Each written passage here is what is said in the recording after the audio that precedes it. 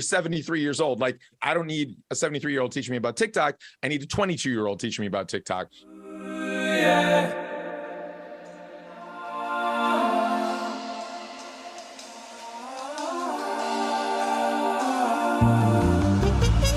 Welcome to the Gig Boss Podcast, where musicians go to learn how to navigate the new music economy. My name's Adam Meckler, and it's my mission to get you the tools to have a thriving career in music. And to that end, today we've got Ari Herstand on the show. Ari is the author of How to Make It in the New Music Business. And today, I really get in the nitty-gritty with him. I ask him how artists can make an impact in a scene where 60,000 people are uploading tracks to Spotify every day. And he lays a whole bunch of truth bombs on us about the industry, about the way artists are making careers today. And it's really fascinating, his perspective as an artist himself and as somebody who's now developed an online school meant to help other artists navigate this new music business. Can you tell me how you developed Ari's Take Academy? It started as a blog, right? Yeah, I started as a touring singer-songwriter. I started in Minnesota. I had went to for a music school that is now defunct. For those of you that go back, McNally Smith College of Music. I was a music business songwriting major there. I studied trumpet as well under Dave Jensen. Famously, I've played with Prince and the Hornheads for many years. And then as soon as I got out of school, I realized very quickly that everything that I was taught at that school on the business side was instantly outdated the moment I left school. I realized that I had gotten a great history on how the music business used to function, but was no longer relevant in 2005 when I finished. And we're talking, iTunes is around. Facebook is still just in colleges and schools. MySpace is on the rise. Just before YouTube, all of this. So I'm seeing kind of these new technologies form, and everything is virtually different. Because in music school, what I was taught was, if you want to be a successful musician, if you want to be an artist, you have to get a record deal. And this is what they taught me. And this is what all the music business books, Passman, all these books out there said. They're basically just like, chapter 1, get a record deal. And I was like, wait, how? Yeah. How do you get this record deal? No one taught, I took so many classes there. We had a whole class in a semester on negotiating a major label record contract. I'm like, sweet. Now I know when I get this major label record deal to remove the controlled composition clause on page 74. I know all about that now. Cool. But never were they like, oh, here's how to get a record deal. They're just like, oh, we don't know. But you can't really be a musician unless you have a record deal. So I'm like, well, this is fucked up. No. I was like, all right, I have two options now. I can sit around twiddling my thumbs, waiting for this elusive record contract to just magically appear in my lap because nobody was saying how to get one, or I can just do what I like to do, and that is play music and just figure it out. And so I chose the latter, and I started performing, booking shows. I was learning a shit ton. It was basically like, I'd book a show, no one would show up, and be like, why didn't anybody come to this show? And I was like, well, I guess I didn't tell anyone about it. I didn't really promote it. I didn't do anything. And it's like, oh, first lesson learned. If I want people to show up to my shows, I have to promote. Yeah. And that was big first lesson.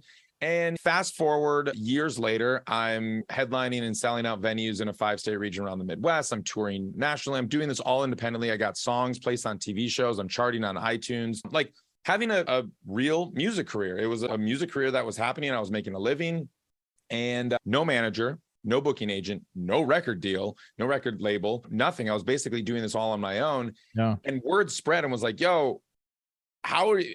Musicians were just asking me, how are you doing this? How'd you get your song on TV show last night? How did you sell out the Varsity Theater? How are you booking these shows? And how are you making money? How are you doing all this? Yep. And I would respond to everybody. And eventually word spread. If you got questions about the music business, go ask Ari. I didn't have time to get back to everybody. So basically, I just started a blog. I just put all these questions I was getting up, all the answers onto this blog. I called it Ari's Take. And then as I was running my music career, anytime I learned something or I got screwed over by a club last night, I'd write about it, or a promoter or a publicist or whatever. And I would just write about it. And then the blog took off. It got spread around the indie music community because there really wasn't anything out there like it. It was the only advice for musicians at the time and this is 2012, this is 10 years ago, was like help articles written by companies looking to gain customers, not working musicians that were in the trenches, figuring it out. I didn't claim to have all the answers or any of the answers. I'm just this is what I learned from my experiences. Maybe this will help. And then I started to get hit up by other publications, Digital Music News and American Songwriter and other these, asking me to write for them. And then that gave me access to talk to anyone in the music industry I wanted. And it was essentially like, before I was just some musician with a blog. No one would sit down with me. I couldn't get the execs or anyone at anything to really talk to me. But now I was Ari at Digital Music News, and everyone would sit down with me. And so I was sitting down with managers and labels and Spotify and Apple and like music supervisors, sync agents, booking agents, like everyone in the industry I always wanted to talk to and ask them the questions that all musicians have, but we don't have the access. I would get to sit down with these people and ask them these questions. And then people like came to me, musicians were like, yo, I've read all your articles, super helpful, appreciate it. I need something to connect the dots. How do I like structure this career? How do I structure a music career? What book should I read? Now, I'd read all the books. None of them were talking about the new music business. None of them were talking about how it was actually happening. The stories that I was hearing when I was talking to other musicians and managers and agents and even indie labels and Spotify and no one was telling those stories. Billboard wasn't writing about those stories. Rolling Stone, there were no books writing about what was happening right then, right now. Yeah. And so I was like, shit, I feel like I have to write this book. So got this book deal, wrote the book came out, started to get adopted widespread. It's being taught in a bunch of schools and everything. And then musicians came to me again. They're like, read the book, dig the book, but I need more hands-on guidance. You know, they'll come to me like, hey, I just graduated from 4-year university. I'm $200,000 in debt, but I don't know, my song's taken off on Spotify and I don't know how to get my royalties. I was like, are you fucking kidding me? What did you spend your money on? What did they teach you at school? And then I was getting enraged because then I'm just like, wait a minute. You were $200,000 in debt with a degree at a major prestigious university with a degree in music business, and they didn't teach you how to collect your royalties? That is criminal. Yeah. That is criminal to me. So I'm like, that's insane. So that brings us to Ari Herstand Academy. I was like, fuck it. If these universities are failing, all these students are around the world, or especially around the country, like, I know I can do it better. And so initially you just started with one course, and it was just like, it wasn't even the intention necessarily. It wasn't like, oh, all the universities are failing people, I'm going to change it. It was started as these musicians need hands-on guidance. I can't do one-to-one. I only have a limited amount of time. I've done a bit of consulting, but I don't have the time for it. So it's like, after speaking with hundreds and hundreds of musicians, doing the consulting just from readers and doing all this, I realized the disconnect at what the universities were teaching, what the books were attempting to teach, and why it wasn't breaking through. And so now, fast forward to where we are now in mid-2022, we have 6 courses for Ari Herstand Academy. And these are taught by I'm not just teaching. I taught the first one, but now I bring in experts in the industry. So, our sync licensing course is taught by arguably the most successful artist in sync. He has over 1,500 syncs of just his own music. Launched a sync agency. Actually, the Milwaukee Bucks and the Tampa Bay Lightning used his song for their entire seasons. Wow. His name is Vo Williams. There's no one better in sync to teach this course. It's not like a university that like this dude is teaching social media and he was James Brown's trumpet player from 40 fucking years ago, which is a true story, by the way. I'm not going to call out who it is and like what university does, but I swear to God, that is the kind of instructors that a lot of in universities are employing them. It's like, that's cool that you played with James Brown. Major props. I want to hear those stories. I don't need you teaching me about TikTok. Right. I'm sorry. You're 73 years old. Like, there's not much that you're like, I don't need a 73-year-old teaching me about TikTok. I need a 22-year-old teaching me about TikTok. Totally. And so then when we launched our TikTok course, I got the people that actually the major labels hire to run the TikTok campaigns for their artists, because I was like, literally what I do now for the school is like, who are the best people in the industry that know this? And who are the ones that everyone is looking to in the industry to do this and who are doing it the best? And we structure this. It's not like a school where the universities are, where they're like, have to teach a full semester. Nobody's got the time. So like I've structured in a way where I'll tell them like, just give me 4 days of your life. 2 of these days, and we can break them up. 2 of the days we'll brainstorm, and then 2 days we'll film. Me and my team, we structure the curriculums and the lesson plans. I'm in there directing them. And then we put this course together. And now we have 5,000 students. We have hundreds and hundreds of like people that are getting representation and sign and sending testimonials. And because like we do the other thing that no one else is doing, get them representation. Like back when I was in school, they're like, oh, you got to get a record deal, but we're not going to tell you how. Now you got to get a sync agent. You want to get your music synced in TV shows and stuff. But guess what? We're going to tell you how to do that. And we're going to actually put you in touch because I know all the sync agents. Yep. I'm going to actually enable you to showcase for all of them. And so it's like, that brings us to where we are now, where it's just, I think I know we can do this better. And I know that this is the future of music education. Very cool, man. So how did your original book deal happen? I'm curious. I just want to pick on a few things that you talked about, like your original book deal. You said you got a book deal. Go to publishers and say, hey, I'm a writer. I've got all this experience with these various different digital music companies and my own blog, and I want to write a book. Is that kind of how it happened? True story. I bought the Complete Idiot's Guide to Book Publishing. Nice. And they're like, if you want a book deal and you don't want to self-publish, and I knew I didn't want to self-publish, which is ironic as like the guy of DIY musician dude who does everything. I'm just like, I want my book. I had two goals for this book. I'm like, I want my book adopted in universities and being taught in schools. And I want my book in Barnes and Noble. And I can't do that being self-published. I want my book in major bookstores, and I want it widespread. Like, I want people to look at, this is the book now. Fuck Passman. He's a good guy. He's a great lawyer. But his book came out 30 fucking years ago. The industry has changed. I'm sorry. If you're still reading Donald Passman's book and you don't have a record deal literally sitting in your hands right now, you're not ready for that book. And it's a great book. I have 2 editions of that book and it's fine, but come on, man. It's completely out of touch with what working musicians are going through. So that was the guide basically told me, you got to get a book agent. Here's how to get a book agent. So I was like, all right, I got to write a book proposal. Contrary to what a lot of people believe, you don't actually write the book. If you're writing a nonfiction book, like a how-to book, you don't write the book before you get the deal. So what you do write is you write a query letter, which is basically the letter to an agent or a book publisher summarizing your book proposal. And your book proposal is like a 25, 30-page document that summarizes the book, which you haven't written yet. Where not really summarizes, but basically is like the proposal of what you're planning to write if you get the funding from a book publisher to write it. It's like the table of contents, a sample chapter, a summary, and also your marketing plan.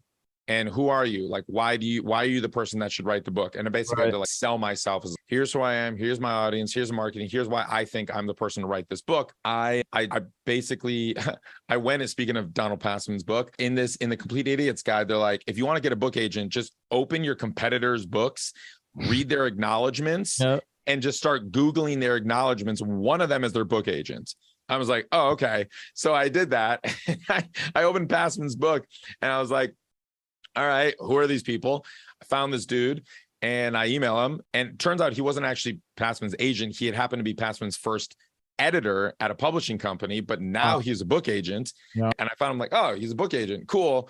I email him like, yo, I'm hitting you up because you're so familiar with Passman's book. Here's what I'm looking to do. I'm looking to be the new Passman here with this book. It needs an update. And so then we just basically, he's like, yeah, cool. Let's meet. We had a meeting in New York. And then he went and shopped it essentially at book publishers, and we got Norton, Live Right Publishing under Norton, to publish it. Awesome. And now they're coming back to you asking for more editions. Are you going to them with more editions? Yeah, I'm in the final editing stages. Right after this call, I'm going to actually dip back in because I'm like on deadline for these like final edits. The 3rd edition's coming out January 2023. Awesome. It's a very long process. Every time I turn in a first draft of the book of each edition, and then it takes about a year to hit the shelves because it goes through so many rounds of edits and legal reads and all that stuff, and then art and printing, all that stuff. But yeah, we're in the 3rd edition or coming out, and the model is every 3 years to just update it because the industry changes. Cool. Yeah. So I want to get in the nitty gritty now a little bit of what artists can do to break through the noise. So what can artists do? So I've heard you say that 60,000 tracks are uploaded to Spotify every day. What can an artist do to break through that noise? What are some things that they can do to help be heard? Yeah. So the number one thing I tell every artist at any stage of their career, no matter if you're just picking up your instrument today or if you're 30, 40 years into a music career, is identify your goals. You can't hit anything if you don't know what you're aiming for. So there's no longer one way to make it in the music industry. Like I was taught when I was in music school, there are over 100 ways to make it in the new music business. and you have to identify what your way is going to be. There's more than 100 ways. Honestly, there are no two music careers that are structured the same way. If somebody comes to me and says like, all right, I got a new record, what should I do? I was like, I have no idea what you should do. I don't know, who you are. I don't know what your strengths and weaknesses are. I don't know what your desires are. Like, do you want to tour? Do you not want to tour? Do you want to get your songs on? Do you want to get your songs synced? Do you not? Do you want to focus on streaming? Do you want to focus on, are you good at social media? Are you bad at social media? There's so many things that I would need to know first. And it's really, what do you want is number one. So I tell all artists before they start trying and failing at things that people tell them to do, because that's what happens is like someone says, oh, get on TikTok. And then they're like, all right, I tried TikTok. I failed at it. It didn't work for me. So then they give up and they're like, get on Twitch. Just, oh, okay. I tried Twitch. It didn't work for me. You try and fail at 1,000 different things. Oh, upload some YouTube covers or whatever. Oh, okay. Book a show. I booked a show. Nobody came. Oh, okay. So it's, you're going to try and fail at everything you do. Nobody gets it on the first hit. But if you know what you're aiming for and you set a goal, if your goal is, if your goal is to get a song on a TV show in 6 months, that is doable. Now, you're going to try and fail 1,000 times over the course of the next 6 months, but you're going to keep going because you have that goal.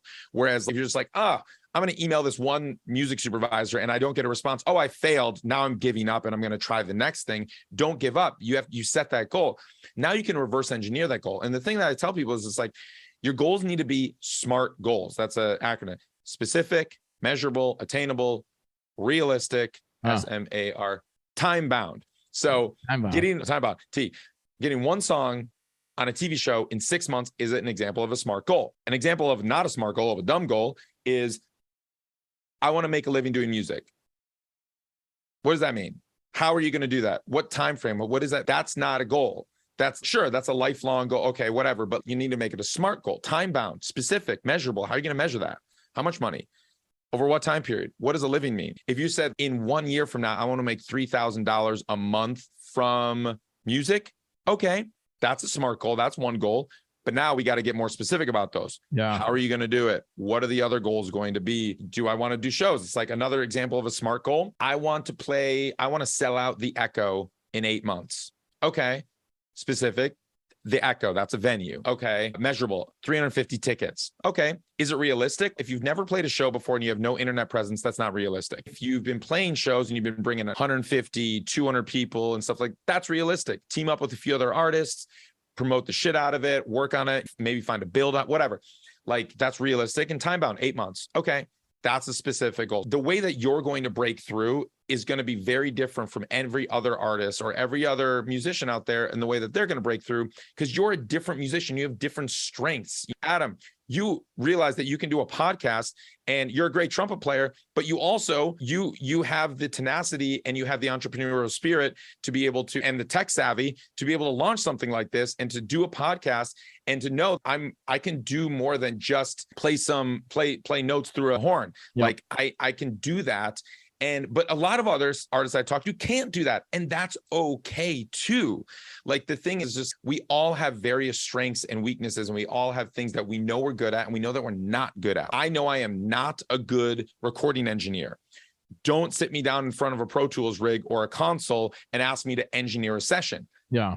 I'm going to hire somebody to do that for me. That is not my strength. I don't want to devote the time and energy and the money it would take to be a good recording engineer. That is a weakness of mine. So I'm not going to do it. I'm also not a good graphic design artist. I'm not going to try to design flyers and shit like that because I'm not good at it. And I know that. So I'm going to hire somebody to do that. I like knowing your strengths and weaknesses is so important but also you need to know what needs to get done. I know that I need to have things designed. So I can't just not focus on design, but I know that it's not going to adequately represent my brand if I try to design it. I'm not good at that, but I'm going to hire somebody who can accurately represent it. Yeah. And one of the things you alluded to was like niching down your audience. I've been thinking about this a lot, like being an artist and thinking about who really is my target audience. Yes. Is that something that you guys talk about in terms of niching down, like really getting more specific with what you do and who you are? Maybe I just read something recently that said Oh, it was in your book, man. There was a Rick Rubin quote that you included in your book, How to Make It in the New Music Business. About he goes, you release a song, maybe 50% of the people who hear it should like it. Everybody else should hate it. It's like if everybody's that was good, like that's not what's even the point. So that's art in general. Yeah, man. It's like becoming more yourself. It ignites a fire in the other side of the people that see themselves in you. What are some ways that an artist can start to accomplish that? Yeah, and I love that quote. I'm glad you brought it up. And great art is divisive, and don't try to please and appease everyone. You're going to fail. You need to find your tribe. Who are the people that are going to resonate with what you're doing, and ignore the haters. The thing is, just like, I had a lot when I started to see initial success when I was in the Twin Cities and I was starting to make myself known. Haters started to come out of the woodworks. Like, this guy, they would like, they were writing hate articles on me. There was a lot of haters, and I didn't understand it, but I also couldn't stop fixating on it. I could literally quote you every word from these hate articles that read on me, but I was selling out shows. Like, why pay attention to the haters? There's always if you get haters, you're doing your job right, because like, you're building an audience, you're undeniable, and you find your audience. Just ignore the people. And guess what? Your parents might be one of your haters or your biggest supporters, and they might not understand or get what you're doing. Or your best friend. Breaks my heart. It's really hard for me to reckon with, but one of my best friends from when I was 12 does not like my music, doesn't care for my music. But that's okay. He likes totally different kind of music. We're still best buds, and it's fine. He still comes to my shows to support or whatever, but that's not his jam, and that's okay. That's the thing. So it's, yes, of course you want your friends and family to be your cheerleaders, but sometimes they just might not understand you as an artist and might not understand what you're doing. So you have to find the people that do. And that's like what we call market research, and it's identifying your audience. I make a whole guide when I'm launching new projects of just who is my target demographic. Like how old are they? Yep. Where do they live? What bars do they go to? Where do they shop? Are they shopping at vintage stores? Or are they shopping at Prada? Who are these people? It's not just like, what other artists do they listen to? But that's part of it. Sure. What kind of music do they like? Obviously. But what beer do they drink? Or do they drink beer? Do they drink wine? Are they sober? Like really breaking down this audience to so specific so you can identify who they are, because then you know how to promote your shows and know how to find it. If you're going to run ads, or you're going to make TikTok videos, or you're going to design an aesthetic and a branding for your thing, you need to know, like, how are you going to appeal to this audience? It's so much more than just the kind of music that you make. And that's the hardest thing for a lot of musicians to reckon with. The music is the last thing that matters until people hear it. And then it's the only thing that matters. But how are you going to get them to hear it? And that's the thing. And it's just, you're not going to get people to hear it or resonate or build your tribe or really become part of your community is if someone sends someone your Instagram and like they open the Instagram, it's disjointed images and it's just images of their family or friends. And it's just like, doesn't make sense. It's, this isn't the community that I want to be a part of. If I'm a fan and looking at this but it all has to be cohesive. So like a new fan that comes into this world is if you hear a song on a playlist, just, that's interesting. That's cool. I like that. Do I want to be a fan of this artist, or do I just want to like that one song? Because that's a big difference. It's like, we're in the era of musicians, artists that are getting millions of streams on Spotify that can't sell 50 tickets to their hometown show. And that's because they got on some playlists. Cool. They're making some money from that, but they don't have maybe an identity as an artist. They don't know how to build their tribe. They don't know how to find their audience. And like, someone hears that song on a playlist, goes to their Instagram or Googles around for them or whatever, and it doesn't make sense. Shit's all over the place. Their aesthetic's not on point. They don't have a story to tell. Their story is not being told either in press or on their own sites and stuff like that.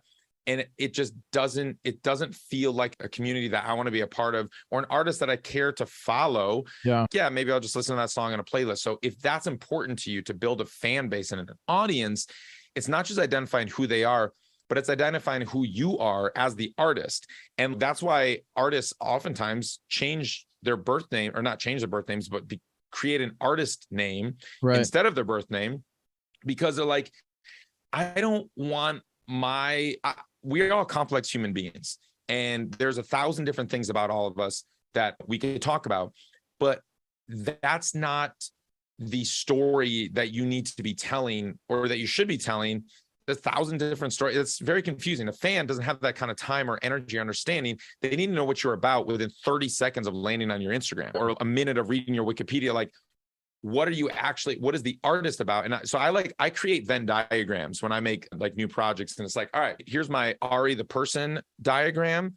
And here's my like Ari the artist. Cause it's harder for me as like a singer songwriter under the same name and people that go by their name. It's just like, okay, it is your birth name. You'd like to think, oh, this is me, the person, and I want to be authentic, which is like what gets thrown around way too much. But it's no, Ari the artist is different from Ari the person. There's overlap. There's definitely that center point, and it's not disingenuous to not talk about incessantly my friends when I'm just Ari the artist, but it's just, that's not Ari the artist. That's not what Ari the artist is about. Ari the person is about my friends, love my friends, cool, but I don't need to be talking about that or whatever. Like there's that Venn diagram, and I love Thai food, but like Ari, I love Thai food. I would like eat Thai food sometimes 3-4 times a week.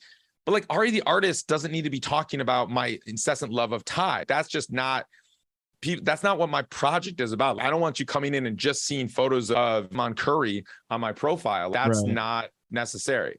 So you're talking about creating a story around you as an artist, maybe even every individual release you make, creating some kind of story around that. I've been thinking about this a lot. From the stage perspective, I always emphasize with people who come up under me as students that you need to be able to talk about your music when you're on stage, especially I play in a lot of creative music settings. And so there aren't lyrics somebody can listen to. We're talking about like instrumental music. So then what's the story behind the music? What can somebody listen for in the music, right? On stage, I'm really good at that. I'm not sure I'm as good at that when it comes to releasing my albums. And so how important is it for an artist to have a story around album releases that maybe is one sentence, right? Like maybe it's something that's, bam, this is what it is. Like how important is that for artists to do? It's massively important. I love that you talk about how when you're on stage, it's important to tell the stories behind the music, especially if you're playing jazz, especially if you're playing instrumental music or don't have lyrics. And like, I love jazz, but if I am listening to new works from an artist on stage, songs I don't recognize or have any connection to, and I'm going to tell you, I'm going to have a wildly different experience if they introduce the song saying this song is about the January 6th insurrection versus if they just play the song. I'm going to be now transported there. And every moment in that song, I'm just like, holy shit, I'm going to have those visceral feelings that I felt watching that go down versus just sitting there listening to the music, which is, oh, cool. This is like interesting, whatever. Yeah. That was a nice solo. It's the same thing that like when you're releasing an album, it's just tell the story around the album. Like people, as much as we'd like to think that people have hours upon hours to sit silently in a dark room and listen to your album, nobody's doing that. Yeah. So you have to give them a reason to do that, or not even do that, but just understand what's doing. So yes, tell the story behind each song. I always say to have the best impact, especially this day and age, release singles. Don't release an album unless there's a reason to release an album. If you want to release an album, that's fine, but like preempt that with singles. That helps tell the story and focus on each individual song. When you release the song, you tell that story around the song, and now you help people resonate with each song. And then when the album comes out, you can tell the story around the album, and it should all connect to you as an artist too. So it's like the story that you tell of who you are as an artist right now, it's not gonna be the same story for the rest of your career. I tell the story about like when Bon Iver came out, everyone was like, oh, that's the artist from the North Woods of Wisconsin that like recorded his album in the Northern Woods in a cabin in the wintertime. That's that artist. Yeah, that was a story everybody knew. When you put on the record and you listen to it, it's like, oh, it sounds the Northern Woods of Wisconsin in the cabin. And it like all made sense. And then, but that's not still the story that people are telling about Bon Iver. Now he's the Grammy winner, Bon Iver. Now he's like tours with a 15-piece orchestra. That's not the same. Your story can evolve and change. but it should connect somehow to the album and the state that you're in right now, where the current position is. So yes, and it's not just a story in text. It's not just like a story in the words. It's also a story in visuals. Like you need to tell that story visually. Like we live in a visual environment right now with Instagram and TikTok and YouTube, and everything on the internet is visual. How are you going to tell your story visually? Same thing when you stand on stage. Like you think about what you're going to wear, whether you wear, like you're wearing, what is that hat? What is that? Business. Unfinished business. Oh, cool. I thought it was like Bruins for a second. Unfinished business. That's saying a story. Yeah, that makes sense. I love the hat. If you wear, let's say, a Dodgers hat when you go on stage, I live in LA, that's going to say something completely different about you and who you are and what you're about, versus if you go on stage and you're wearing cargo shorts and flip-flops and a Hawaiian shirt. That's a very different image to me. It says a very different story to me. And I'm going to remember visually what your show was about. I may not remember musically what the show was about, but I'm damn well going to remember what you wore. And like going back to what you said on stage, like just as a person, and go, I still have people come up to me after my shows recounting something that I said on stage from years prior.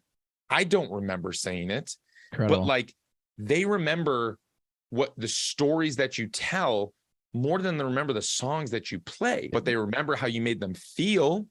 Yep. And how are you going to get them to feel something, not just from the music? You're going to set up that song, like you said, with a story. You're going to help them have that emotional, visceral reaction. But also when you release a song, it's the same thing. How are you going to help them have that emotional, visceral reaction? And it's going to be based on the story that you tell around the song. And then when they tell their friends, they need something to tell their friends. You can't just put on a song and be like, listen to the song. Nobody does that. They're like, listen to the song. Oh, it's about this artist. He recorded the album in the northern woods of Wisconsin. It's incredible. He's in a bunch of bands, blah, blah, blah, blah. You have a story to tell. You have something, you have a one sentence thing to tell your friends. So what's that one sentence going to be about your new single or about your new album or about you as the artist? What's your sentence? So you mentioned singles versus albums. And one of the other advantages of releasing singles, right, is that you can pitch all those to Spotify playlists individually. True. I think when you release an album, you can pitch one, maybe. Is that right? Yeah. Yeah. So that's one of the other big advantages of releasing singles is like, hey, you can actually maybe get your single heard. Do you have any particular way that you handle pitching Spotify playlists when you're uploading singles?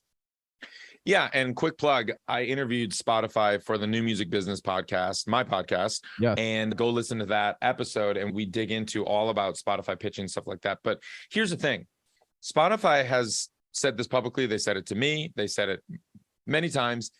If you want to play the Spotify game, if you want to be successful on Spotify, here's what they want. Consistency. Daniel Ek, the CEO of Spotify, got a lot of backlash a few years ago when he's just, you can't release music every 3 years like you once could. And people are like, artists are like, how dare you tell me as an artist how to make my own art? Yep, Guess what? Oh yeah, everyone remembers that. Guess what? He didn't tell you how to make your art. You make your art however you fucking want to make your art. He told you, if you want to be successful on Spotify, here's what we want. So that's up to you. You can make your art however you want, and still you can make your art however you want, even if you're successful on Spotify.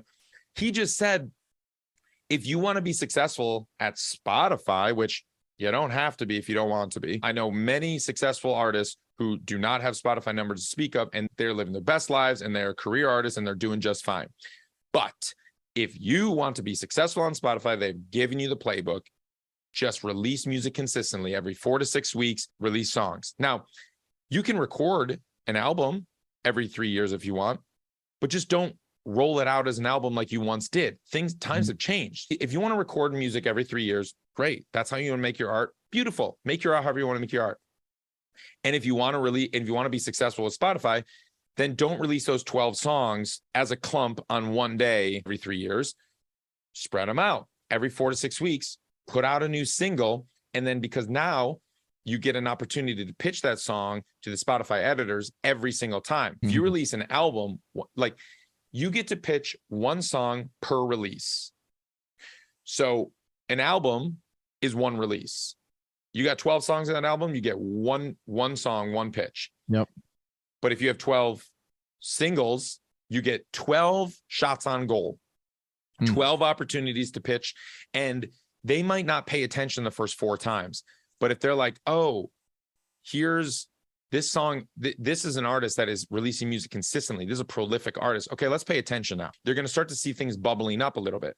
It doesn't need to be like, oh, do they get millions of streams? It's just the first song they release, and then a month later, they release another song. And it's a snowball effect. More people are listening. They track all the analytics, everything that comes in. So if you're sending people to your Spotify profile and a bunch of people are jumping in and listening directly from your profile, that sends some triggers to Spotify. If you release another single and you're getting a bunch of people listening, saving the song, not skipping it, adding it to their own personal playlists, listening it again, sharing it. These are all signals that Spotify is getting. Then algorithmically, they'd be like, you know what? Let's try your song on Discover Weekly. Okay, now it's on Discover Weekly. How are as a cold audience, not your fans, responding to it? Yeah. Are they saving it? Are they saving it to their playlist? Are they skipping it? Are they see all these signals now? And it takes time, all these releases for these signals to happen. So that's why you might need 4 or 5 releases before all the signals are triggering Spotify. And then for the editors, once they get a song submitted to them through the Spotify for Artists backend editorial pitch tool, for them to be like, okay, now we're going to actually pay attention to this and actually listen to it and actually place it on an editorial playlist. Yeah. So that's how the Spotify game is played. If you want to play it, once again, you don't have to play it. But if you want to play it, they told you how to play the game. Cool. So go listen to the New Music Business Podcast, that episode with Spotify. Hey, I want to talk a little bit about TikTok because I attended your TikTok webinar the other day, and you talked about how videos go viral on TikTok, and you talked about how it's more important for other people to use your song in their videos than it is for you to have millions and millions of views on your own video. Can you talk a little bit about that distinction? Yeah, and this is what makes TikTok so interesting and special, and why I call TikTok the most important promotional tool that artists have, free promotional tool that artists have at their disposal right now in the age of the industry that we're in right now. Yeah, we've never had a social media platform in the history of social media for musicians and for artists like we do with TikTok. It is a very powerful tool, and it is no longer the social media platform for dancing teenagers. Sure, there's still dancing teenagers on there, but that is a misnomer. That is, if that's what you still think TikTok is only about, you're completely missing the boat. There are a billion people on TikTok, and they're not all dancing teenagers. So like, you got to get past that. Yeah. But yes, the distinction is, and why this is so powerful for music is, I think the most recent stat is like everyone with a TikTok account, there's 85, I got to check these numbers, but it's around 85% of everyone with a TikTok account has made at least one video. That means it's not just lean back consumers. These are actual creators. Like, people are actually making their own videos and posting them on TikTok. Unlike YouTube, where the vast majority of YouTube users are not YouTube creators. They're not creating YouTube videos. They're going on YouTube and just watching videos. TikTok is very different. Everyone is creating videos on TikTok. So the thing is, it's not about you posting a video and saying, oh, look, I got 50,000 views on my video. Cool. That's great. That's awesome. That's going to bring in some followers and fans and some recognition to the song if you use that song in that video. What's more, not impressive, what moves the needle more on TikTok is if 500 people use your song in their video, that could generate hundreds of millions of views, hundreds of thousands of views, hundreds of views, because all these 500, maybe one of those 500 people did get 10,000. Maybe the other one got 1,000. Maybe the other one got 300,000 views. Right. Maybe the other one got 10,000. And now your song is being spread, and it also inspires other people to use your song in their videos.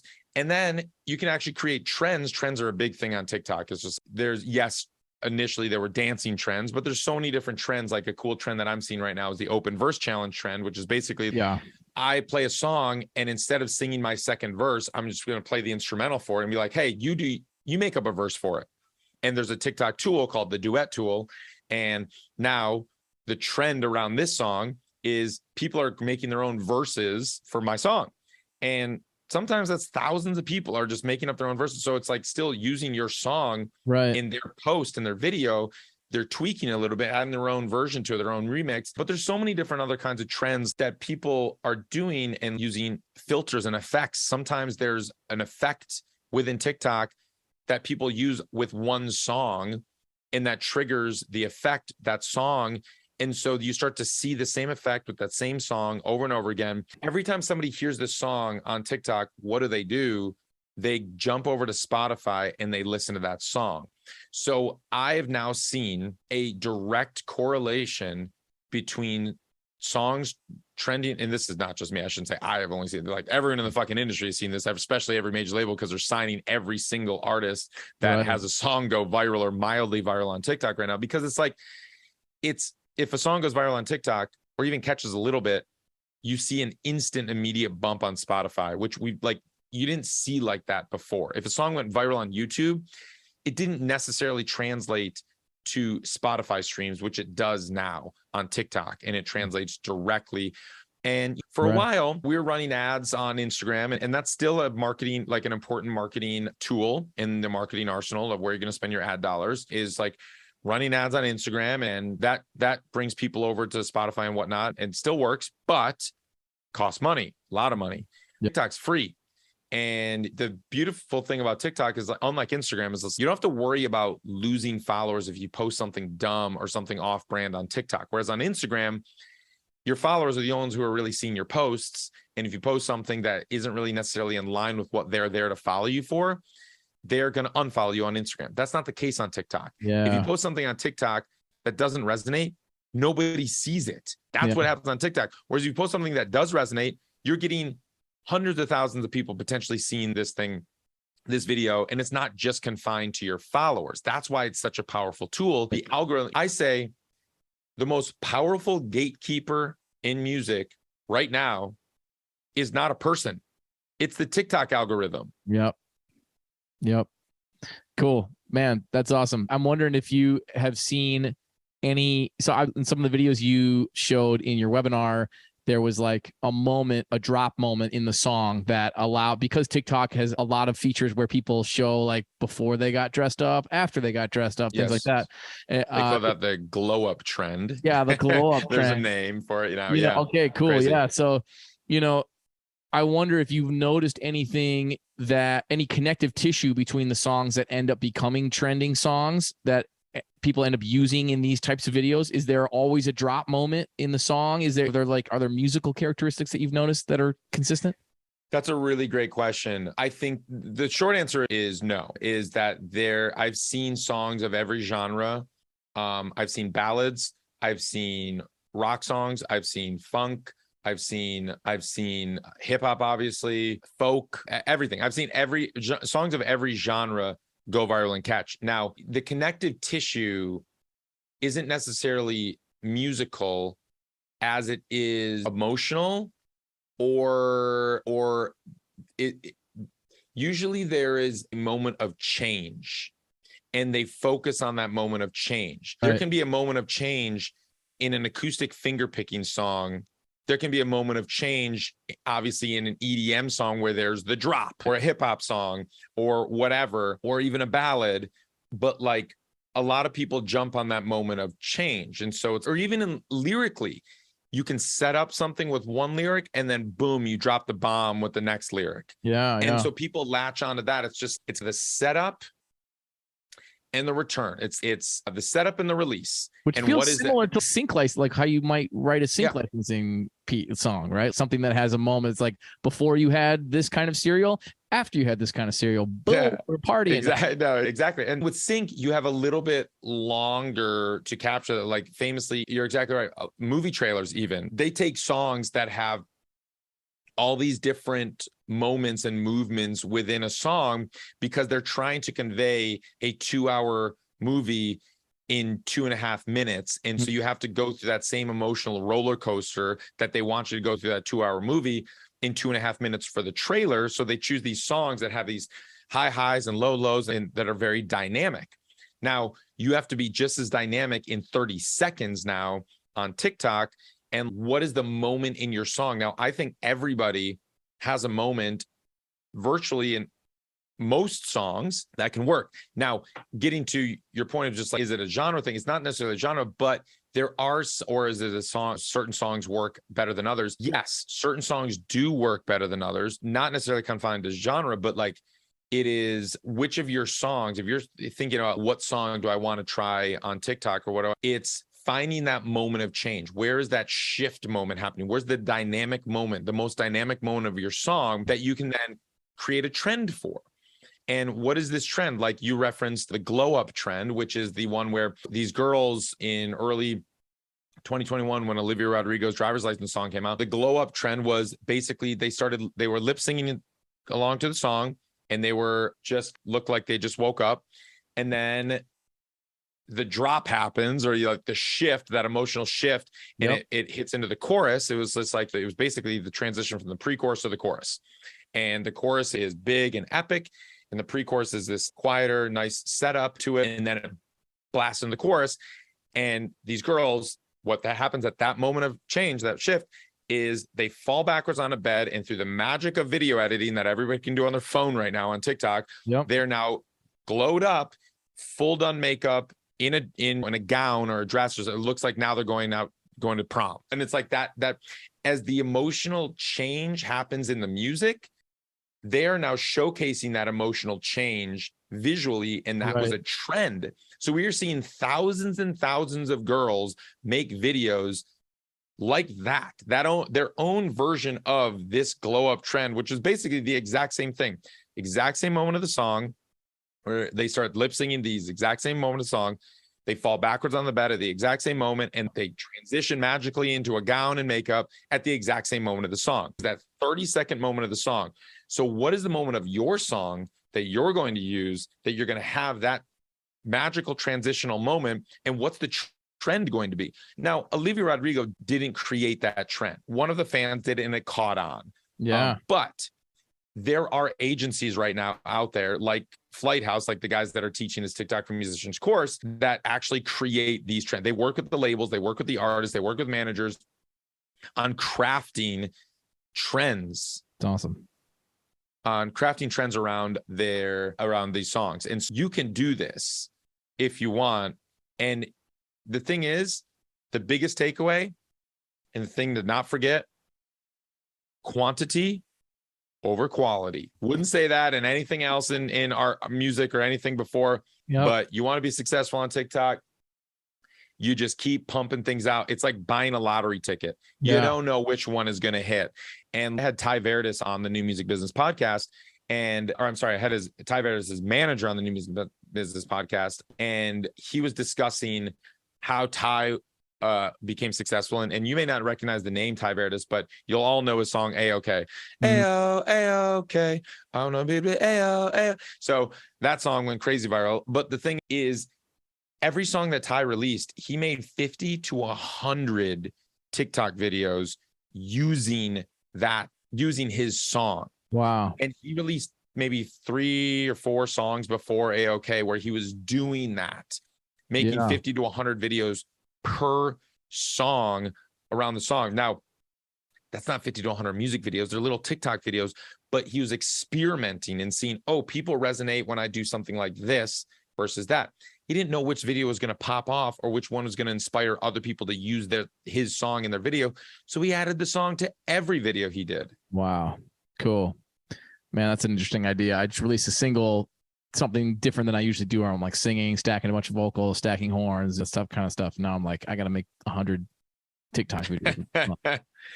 If you want, again, if it's part of your goals of what you think, is what you would like to see have happen. But the thing is, like, we have TikTok at our disposal right now. If you want to see some streaming success and you don't have a large marketing budget to run ads and whatnot, that can be a way that you can gain traction. So if somebody wanted to take some of the courses that you offer at Ari's Take Academy, how should they get started? Yeah. So what you can do is, here's what we'll do. I'll give you, because I'd love to know that people are coming from listening to the show. And because y'all sat through this whole thing listening to it, I'll hook your audience up if you want with a 10% off coupon code. Just use the code GIGBOSS That then they'll know, oh, we came from the show, from Adam. Use GigBoss, you get 10% off. And then why don't you, Adam, if you could link to the site so everybody knows where to go in the show notes or something like that. Yep. Then that'll just be easy for them to find it. Perfect. We'll link the site in the show notes. Perfect. Awesome. Thank you so much for listening to my conversation with Ari Herstand, author of How to Make It in the New Music Business. As Ari said, click on that link below in the description to check out Ari's Take Academy. Enter GigBoss, GIGBOSS, when you check out to get 10% off. You can also join our Facebook group, GigBoss Podcast. It's a community of people trying to figure out how to navigate this crazy music economy. We strike up all kinds of fun conversations every week, and we discuss them in the comment sections of the posts. Come by, hang out. We also have an app, an organizational tool for freelance musicians, for band leaders. It's called GigBoss. It's free. It's on iOS and Android. We're adding features every month. Link is in the description to check that out as well. Thank you so much. I can't tell you how appreciative I am of all of you that are listening. I can see my numbers going up, and it's super fun and exciting to know that this is starting to reach more people. Please help us spread the word. If you're really digging the show, you can leave a 5-star review on Apple Podcasts and write a little review. If you write a little review, that helps it show up in other people's feeds. Thank you so much.